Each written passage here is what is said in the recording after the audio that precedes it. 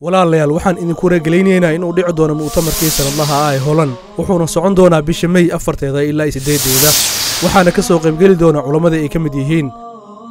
Sheekh Maxamed Cabdi Umal mowduuca mu'tamarkana wuxuu noqon doonaa quraanku Allah subhanahu wa ta'ala waxyaalaha uu inoo sheegay waxa kamid ah ya ayyuhalladhina aamanu ittaqullaha wa kunu ma'as sadiqin Sheekh Sultan Gasle